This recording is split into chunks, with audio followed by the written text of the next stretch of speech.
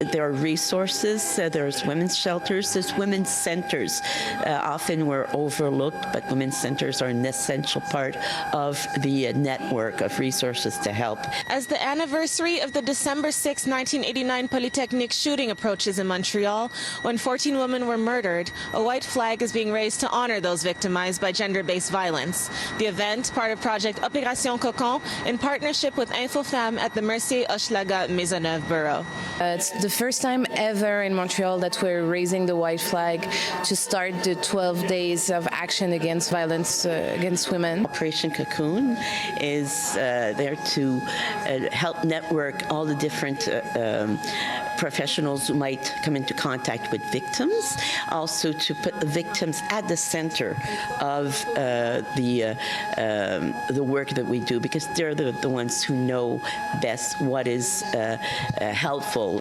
Linda Basque from Info-Femmes saying one of the most prevalent forms of violence against women is intimate partner violence. Too many women die from this violence. From 2019 to 2022, there was 20% increase in feminicides. So it's not something that's going away. It's not getting better. It's getting worse. It's a network of tools and resources that are necessary to be able to help support and protect women. Here in the east side of Montreal, we know there have been a lot of violence against women, all types of violence, economical, gynecological, social insecurities, and especially in those very hard times. First, people that are targeted by those vulnerabilities are always women, and then women with another type of vulnerability, you name it, being racialized, being black, being indigenous, being handicapped. On Friday, the federal government announced $97.3 million over 4 years for Quebec to support actions to combat gender-based violence, something community leaders applauded.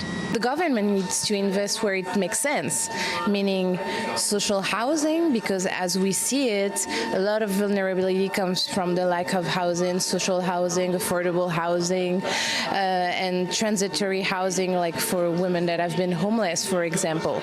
So definitely housing is a key. Education, more means for those, more resources for those type of organization. In Montreal, Anastasia Dextrene, City News.